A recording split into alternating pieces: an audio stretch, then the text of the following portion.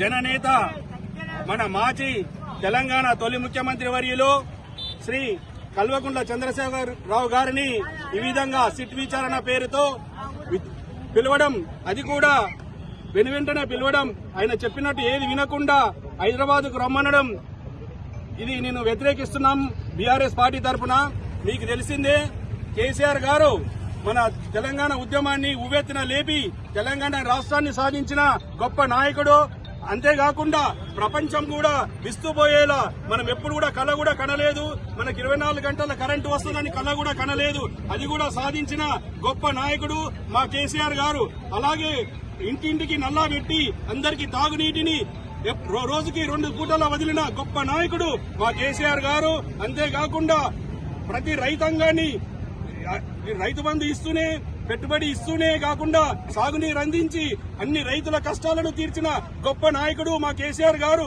అలాంటి నాయకుడిని పట్టుకొని రేవంత్ రెడ్డి గారు ఒక గజ దొంగ, 50 లక్షల సుట్ కేసుతో దొరికిన గజ దొంగ ఈ రోజు సిట్ విచారణతో ఆయనను వేధించడం అనేది మేము తీవ్రంగా ఖండిస్తున్నామని తెలియజేస్తున్నాను. మీరు ఇదివరకు చూశారు, ఒకసారి హరీష్ రావు గారిని పిలిచారు, ఒక 2 రోజుల గ్యాప్ ఇచ్చి కేటీఆర్ గారిని పిలిచారు, మళ్ళీ అదే మా నాయకుడు సంతోష్ రావు గారిని పిలిచారు. ఈ రోజు కేసీఆర్ గారు విన్నవించుకున్న ఎర్రవల్లి వాళ్ళ సొంత గృహానికి వచ్చి విచారించాలని కోరినా కూడా దాన్ని తిరస్కరించి కేసీఆర్ గారిని నందినగర్ ఇంటికి పిలిపించుకొని విచారించడాన్ని మేము వ్యతిరేకిస్తున్నాము.